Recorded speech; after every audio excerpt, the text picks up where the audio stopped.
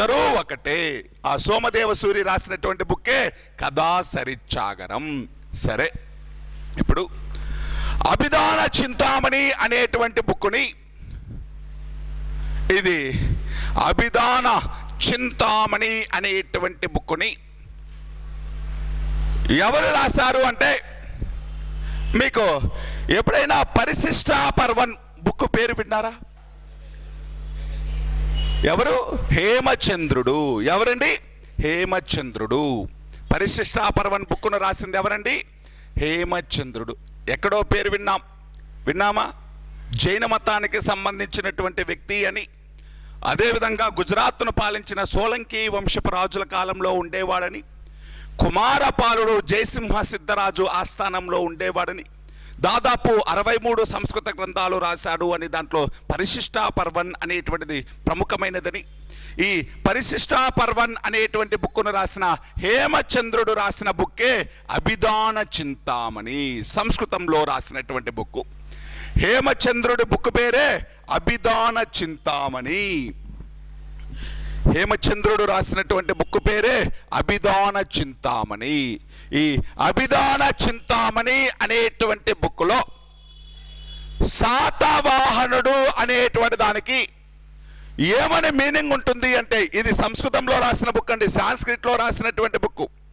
మరి ఈ అభిధాన చింతామణి అనేటువంటి బుక్కులో హేమచంద్రుడు శాతవాహనుడు అనేటువంటి పదానికి ఏమని మీనింగ్ చెప్పాడు, ఏమని మీనింగ్ ఉంటుంది అంటే, శాతవాహనుడు మీన్స్ సుఖప్రదమైన వాహనం కలిగినటువంటి వాడు, అంటే ఒక లగ్జరీ వెహికల్ కలిగినటువంటి వాడు, ఒక మంచి వెహికల్ కలిగినటువంటి వాడు, సుఖప్రదమైనటువంటి వాహనం కలిగినటువంటి వాడు అని అర్థం. అభిధాన చింతామణిలో, హేమచంద్రుడు రాసినటువంటి అభిధాన చింతామణిలో శాతవాహనుడు అంటే ఏమనే మీనింగ్ ఉంటుంది అంటే, సుఖప్రదమైనటువంటి వాహనం కలిగినటువంటి వాడు, ఒక లగ్జరీ వెహికల్ను, మంచి వాహనాన్ని కలిగినటువంటి వాడు అని అర్థం. మరికొంతమంది శాతవాహనుడు అంటే శత అంటే 100 గుర్రాలని వాహనంగా కలిగినటువంటి వాడు, 100 గుర్రాల రథాన్ని వాహనంగా కలిగినటువంటి వాడు అని అర్థం. కొంతమంది ఏమన్నారు, నేను శాతవాహనుడు అంటే మీనింగ్ చెప్తున్నా. శాతవాహనుడు అనేటువంటి దానికి హేమచంద్రుడు రాసినటువంటి అభిధాన చింతామణి ప్రకారం ఒక సుఖప్రదమైన వాహనం కలిగిన వాడు, ఒక మంచి వాహనం కలిగినటువంటి వాడు, లగ్జరీ వెహికల్ని కలిగినటువంటి వాడు అని అర్థం ఉంటే, మరికొంతమంది హిస్టారియన్స్ ప్రకారం శాతవాహనుడు అంటే ఏమని చెప్పారు అంటే, శత అంటే 100 గుర్రాలని వాహనంగా కలిగినటువంటి వాడు అని అర్థం. 100 గుర్రాలతోటి రథం అనేటువంటిది, అంటే యాక్చువల్గా మనకు 2 గుర్రాలు లేకపోతే 3 గుర్రాలు ఇలా చూస్తాం. కాకపోతే ఒకే రథానికి 100 గుర్రాలను కట్టడం జరుగుతుంది. అలా 100 గుర్రాలతో ఉన్నటువంటి రథాన్ని వాహనంగా కలిగిన వాడు శాతవాహనుడు అని కొంతమంది చెప్పడం జరిగింది. శాతవాహనుడు అంటే ఒక మీనింగ్ సుఖప్రదమైన వాహనం కలిగిన వాడు, రెండో మీనింగ్ ఏంటి అంటే 100 గుర్రాలతో కలిగినటువంటి రథాన్ని వాహనంగా కలిగినటువంటి వాడు. Chariot with 100 horses. ఇది దేనికి సంబంధించింది అంటే యక్షజాతి. అంటే యక్షజాతి అని ఎందుకన్నాం? ఇతని యొక్క అంటే ఎవరైతే ఫాదర్ ఉంటారో అతని జాతిని కన్ఫర్మ్ చేయడం జరుగుతుంది. ఎప్పుడైనా కూడా తండ్రి యొక్క జాతే వస్తుంది కాబట్టి యక్ష జాతి అని కన్ఫర్మ్ చేయడం జరిగింది.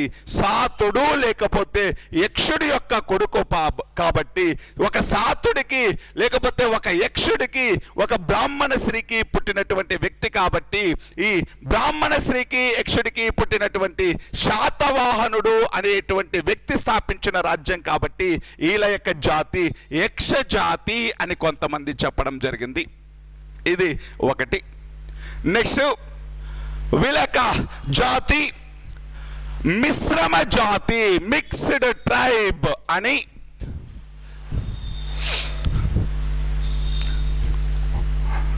మిశ్రమ జాతి అని మరికొంతమంది హిస్టారియన్స్ చెప్పడం జరుగుతుంది.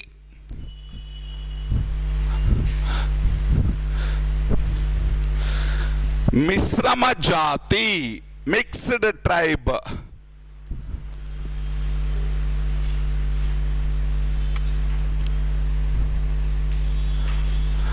అని ఎవరు చెప్పారు అంటే ప్రతిష్టానపుర కల్ప అనేటువంటి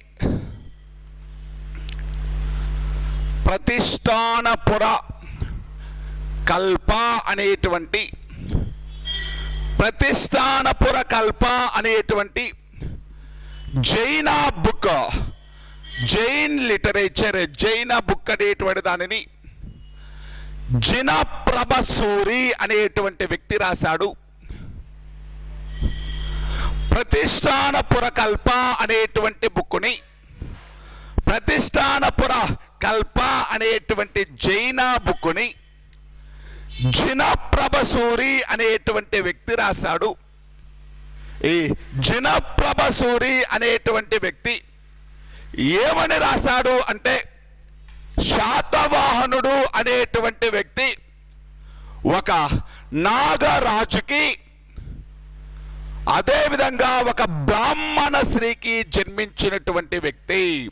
ఒక నాగరాజుకి, బ్రాహ్మణ స్త్రీకి. నాగరాజు అంటే ఏ జాతి వీళ్ళది? నాగజాతి. నాగజాతి అంటే తక్కువ జాతి, శూద్రులు వీళ్ళు. నాగజాతి అంటే తక్కువ జాతి, శూద్రులు. ఒక శూద్రుడైనటువంటి నాగరాజుకి, ఒక బ్రాహ్మణ స్త్రీకి జన్మించినటువంటి వాళ్ళే శాతవాహనులు. అంటే శాతవాహనుల యొక్క ట్రైబ్ అనేటువంటిది మిక్స్డ్ ట్రైబ్. అది ఒక నాగరాజుకి, ఒక బ్రాహ్మణ స్త్రీకి పుట్టినటువంటి వాళ్ళే శాతవాహనులు అని ఎవరు చెప్పారు అంటే ప్రతిష్టానపుర కల్ప అనేటువంటి బుక్ చెప్పింది. ప్రతిష్టానపుర కల్ప అనేటువంటి బుక్కును ఎవరు రాశారు అంటే జినప్రభసూరి. జినప్రభసూరి ప్రతిష్టానపుర కల్ప అనేటువంటి బుక్కులో ఒక నాగరాజుకి, బ్రాహ్మణ స్త్రీకి జన్మించినటువంటి వాడే శాతవాహనుడు అని చెప్పడం జరిగింది. అంటే ఒక మిశ్రమ జాతికి చెందినటువంటి వాళ్ళు ఈ శాతవాహనులు అని చెప్పడం జరిగింది. ఇది ఒక రకమైనటువంటి సోర్స్ అయితే, నెక్స్ట్ ఒక బౌద్ధ గ్రంథం ద్వాత్రంశిక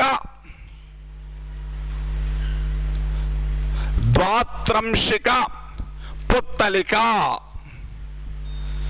ద్వాత్రంశిక పుత్తలిక బుక్ పేరండి ఇది. బుద్ధిస్ట్ లిటరేచర్ ఇది. బౌద్ధ గ్రంథం ద్వాత్రంశిక పుత్తలిక. బౌద్ధ గ్రంథం ద్వాత్రంశిక పుత్తలిక అనేటువంటి గ్రంథం.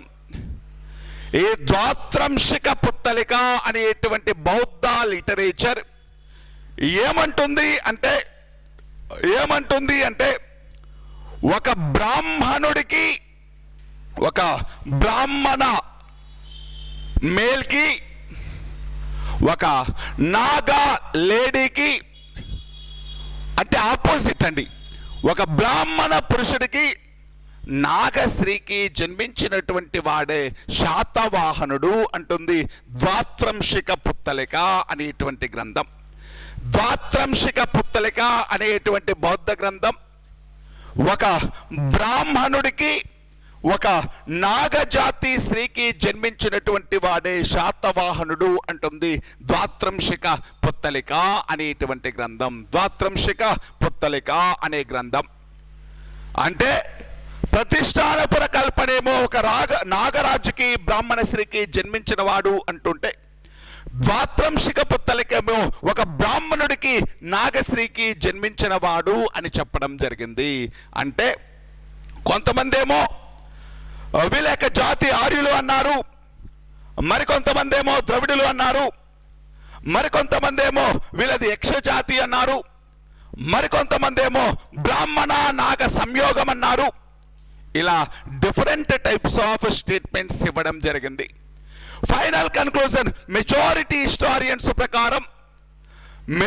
హిస్టారియన్స్ ప్రకారం ఒక బ్రాహ్మణ స్త్రీకి నాగరాజుకి జన్మించినటువంటి వాళ్ళే, ఒక బ్రాహ్మణ స్త్రీకి నాగరాజుకి జన్మించినటువంటి వాళ్ళే, ఒక నాగరాజుకి బ్రాహ్మణ స్త్రీకి జన్మించినటువంటి వాళ్ళే శాతవాహనులు అనేటువంటి దానిని ఎక్కువ మంది నమ్మడం జరుగుతుంది. ఒక బ్రాహ్మణ స్త్రీకి నాగరాజుకి జన్మించినటువంటి వాళ్ళే శాతవాహనులు. మిక్చర్ ఆఫ్ బ్రాహ్మణ అండ్ శూద్ర. వీళ్ళిద్దరి యొక్క జాతి ఏంటి అంటే, ఒక నాగజాతి రాజుకి ఒక బ్రాహ్మణ స్త్రీకి జన్మించినటువంటి వాళ్ళే శాతవాహనులు అని ఎక్కువ మంది హిస్టారియన్స్ నమ్మడం జరుగుతుంది. ఇది దేనికి సంబంధించినటువంటి ఇష్యూస్ అండి? ట్రైబుకు సంబంధించింది, జాతికి సంబంధించినటువంటిది. ఫస్ట్ బర్త్ ప్లేస్కి సంబంధించిన కాంట్రవర్సీలు విన్నాం. నెక్స్ట్ ఇది వాళ్ళ యొక్క క్యాస్ట్కి సంబంధించిన కాంట్రవర్సీలు విన్నాం. నెక్స్ట్ ఇది వీళ్ళ యొక్క ట్రైబ్కి సంబంధించిన కాంట్రవర్సీలు వింటున్నాం. నెక్స్ట్ క్యాపిటల్ సిటీ, రాజధానికి సంబంధించిన వివాదం.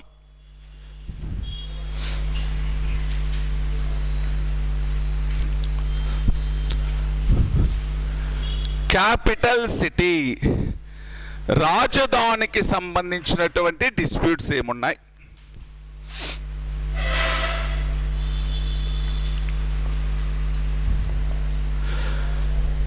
రాజధానికి సంబంధించినటువంటి డిస్ప్యూట్స్, క్యాపిటల్కి సంబంధించినటువంటి డిస్ప్యూట్స్.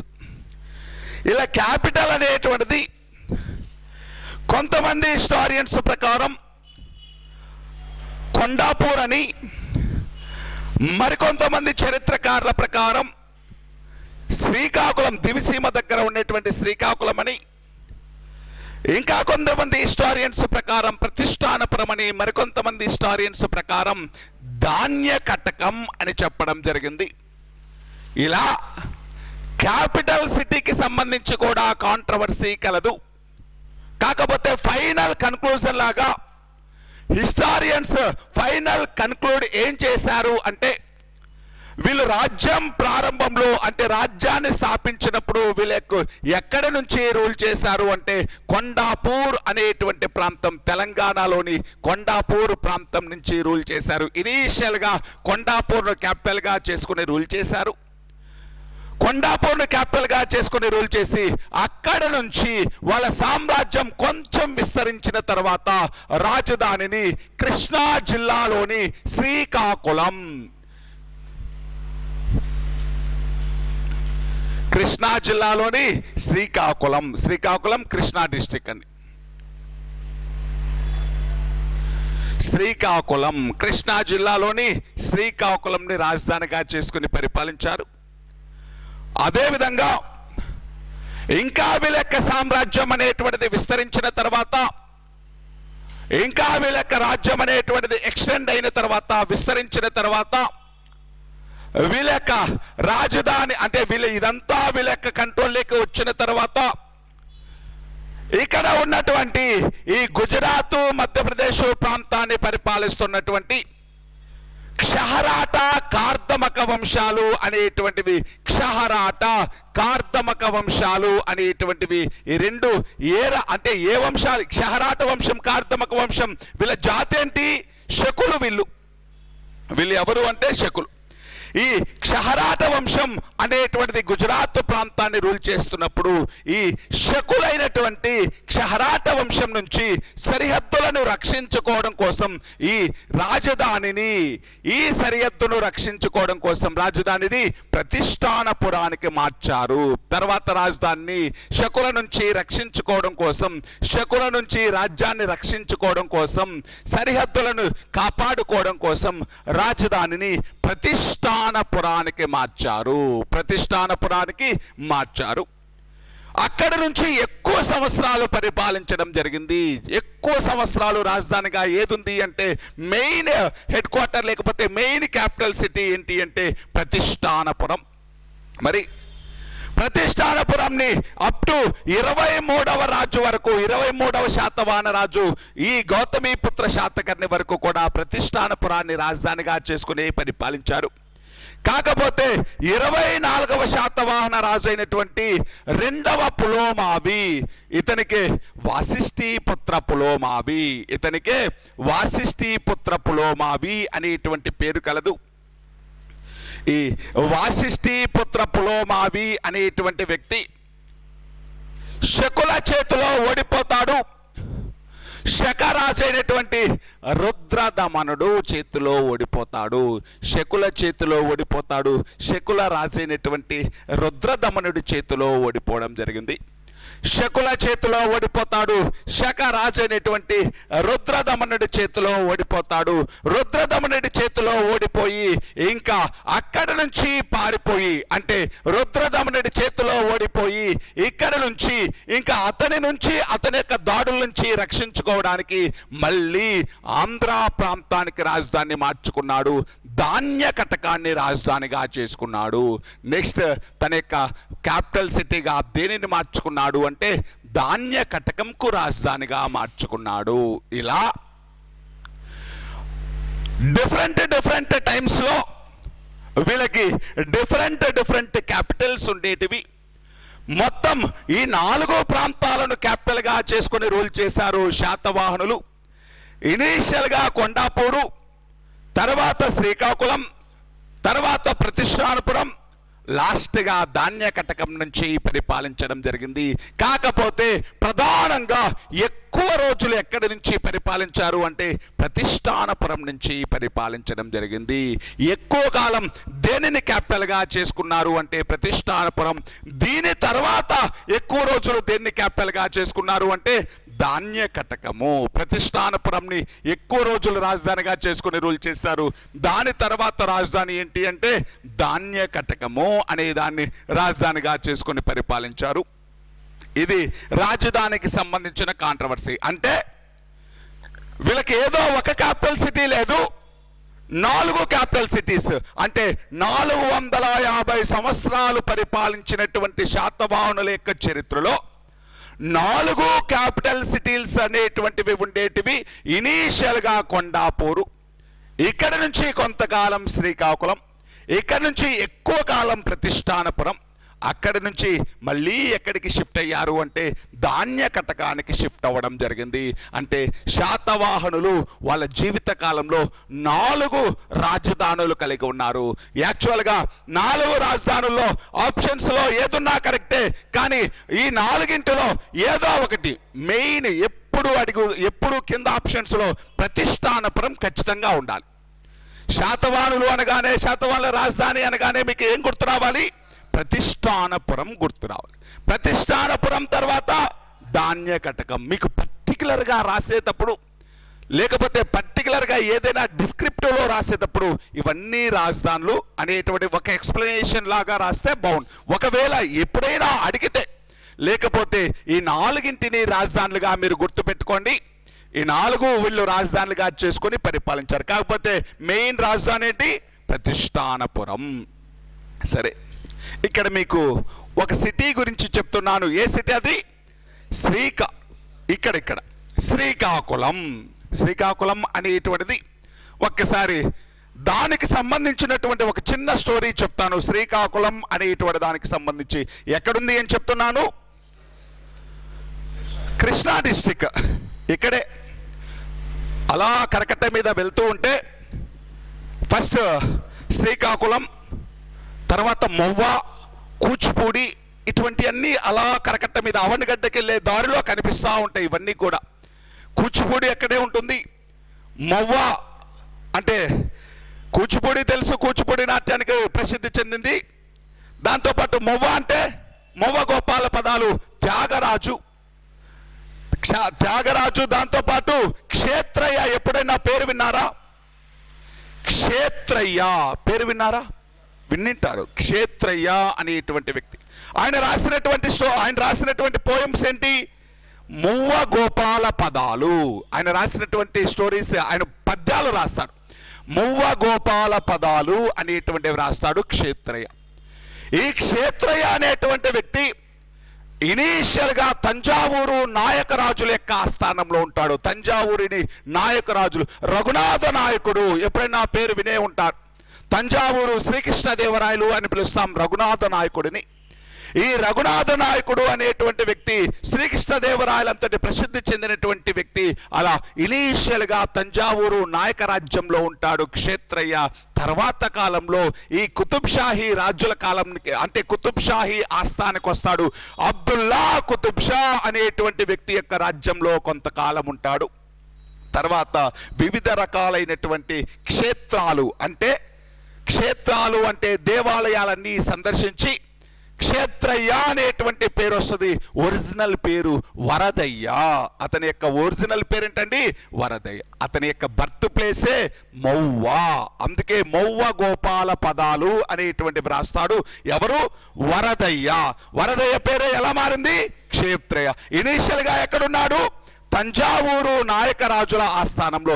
తర్వాత ఏ కుతుబ్ షాహీ రాజు యొక్క ఆస్థానానికి వచ్చాడు? అబ్దుల్లా కుతుబ్ షా. ఏ కుతుబ్ షా రాజు యొక్క ఆస్థానానికి వచ్చాడు? అబ్దుల్లా కుతుబ్ షా. అంటే అవన్నీ కూడా ఆ ప్రాంతంలో ఉన్నాయి అనేటువంటిది చెప్తున్నాను. ఇప్పుడు చూడండి, శ్రీకాకుళం ఏ డిస్ట్రిక్ట్ అని చెప్తున్నాను? కృష్ణా డిస్ట్రిక్ట్. శ్రీకాకుళం అనేటువంటి దానిని రాజధానిగా చేసుకొని ఆంధ్ర మహావిష్ణువు అనేటువంటి వ్యక్తి పరిపాలించాడు. ఎవరు పరిపాలించారండి? ఆంధ్ర మహావిష్ణువు.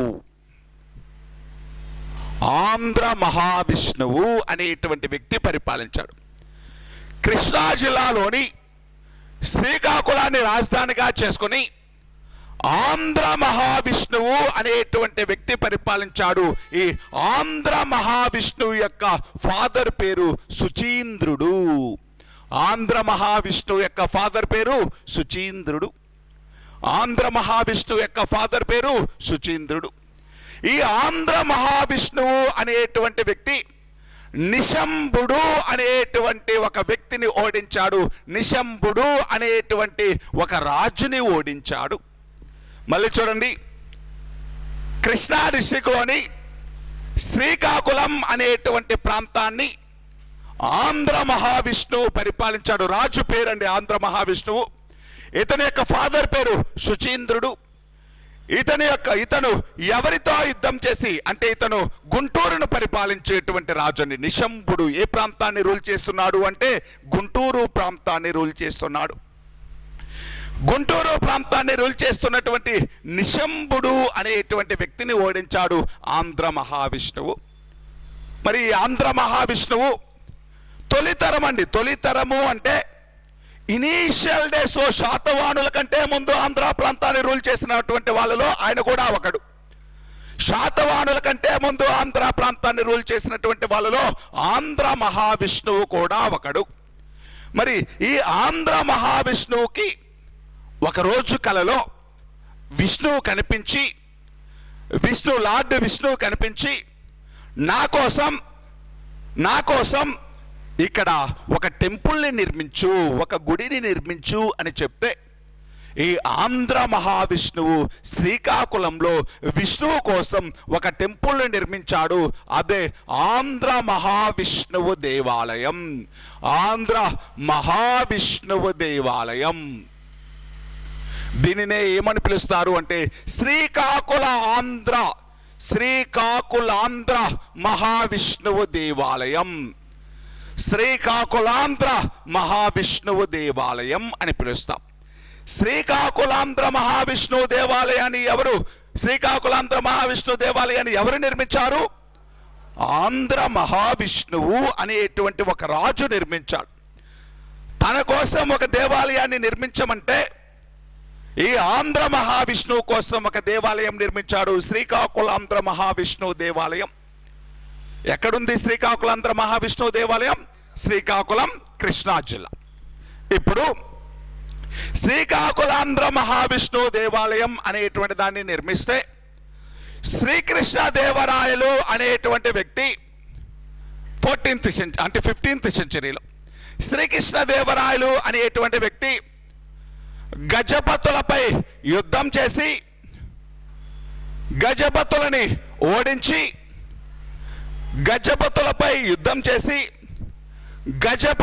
ఓడించి గజపతుల యొక్క కూతురైనటువంటి తుక్కాంబ అనేటువంటి ఆవిడను పెళ్లి చేసుకొని, ఆవిడకే తర్వాత అన్నపూర్ణాదేవి అనేటువంటి పేరు ఇచ్చారు.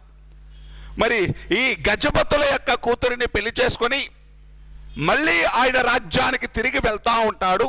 అంటే ఇనీషియల్గా గజపతులపై అటాక్ చేసి గజపతులని ఓడించి గజపతుల యొక్క కూతురైనటువంటి అన్నపూర్ణాదేవిని పెళ్లి చేసుకొని ఆయన రాజ్యానికి వెళ్తూ ఉన్న సమయంలో బాగా అలసిపోయి ఒకరోజు రాత్రి ఎక్కడ రెస్ట్ తీసుకుంటున్నాడు అంటే ఈ శ్రీకాకుళాంధ్ర మహావిష్ణువు దేవాలయంలో ఆ రోజు రాత్రి నిద్రపోతూ ఉన్నప్పుడు రెస్ట్ తీసుకుంటున్న సమయంలో ఈ శ్రీకృష్ణదేవరాయలు కలలో ఆంధ్ర మహావిష్ణువు కనిపించి, నా కోసం ఏదైనా ఒక బుక్కు రాయండి, ఒక గ్రంథాన్ని రాయండి అని ఈ శ్రీకృష్ణదేవరాయలని కోరితే, శ్రీకృష్ణదేవరాయలు అంటే ఆంధ్ర మహావిష్ణువు దేవాలయంలో నిద్రపోతున్న సమయంలో ఆయన ఆంధ్ర మహావిష్ణువు శ్రీకృష్ణదేవరాయలకి చెబితే, శ్రీకృష్ణదేవరాయలు ఆ ఆంధ్ర మహావిష్ణువు యొక్క కోరిక మేరకు, దేవుడి యొక్క కోరిక మేరకు ఒక బుక్కును రాశాడు.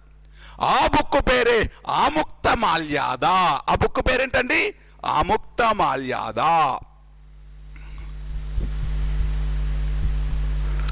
ఆముక్తమాల్యాద ఏ భాషలో రాసింది? తెలుగు భాషలో రాసింది. శ్రీకృష్ణదేవరాయలు తెలుగు భాషలో రాశారండి ఒక బుక్ని, ఆముక్తమాల్యాద. ఆముక్తమాల్యాద రాయడం స్టార్ట్ చేసింది ఎక్కడ? శ్రీకాకుళాంధ్ర మహావిష్ణువు దేవాలయంలో రాయడం స్టార్ట్ చేశాడు. శ్రీకాకుళాంధ్ర మహావిష్ణువు దేవాలయంలో రాయడం స్టార్ట్ చేశాడు. ఏ బుక్ని? ఆముక్తమాల్యాద అనేటువంటి బుక్కుని. ఆముక్తమాల్యాద అనేటువంటి బుక్కుని.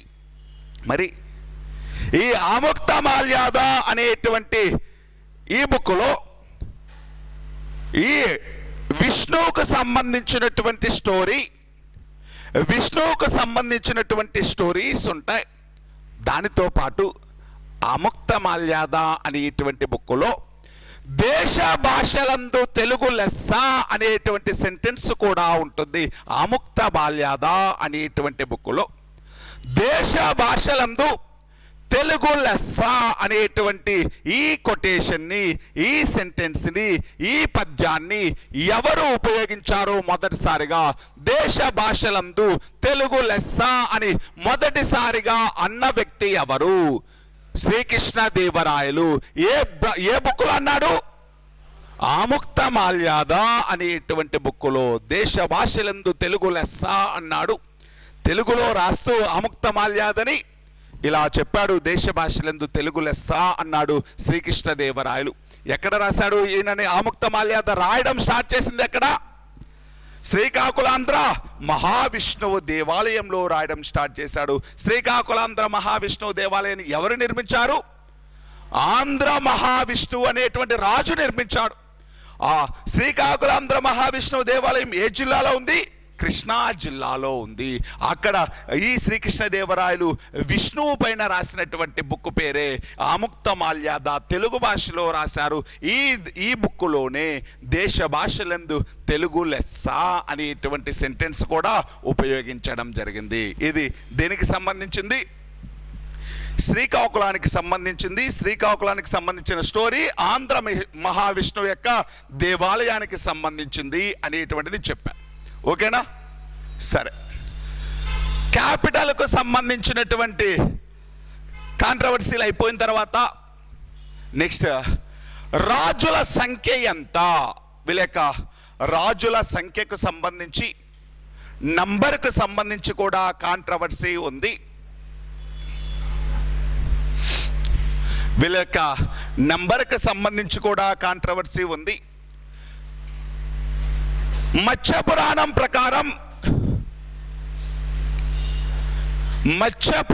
ప్రకారం మొత్తం 29 మంది రాజుల పేర్లు చెప్పి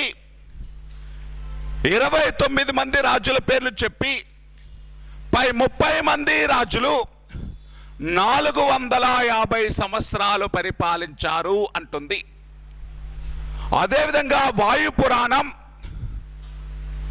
17 మంది రాజుల పేర్లు చెప్పి 30 మంది రాజులు 450 సంవత్సరాలు పరిపాలించారు అంటుంది.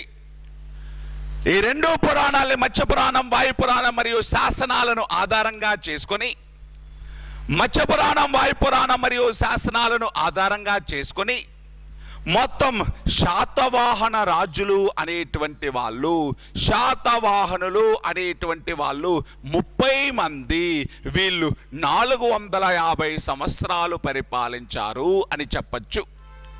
శాతవాహన రాజులు 30 మంది, వీళ్ళు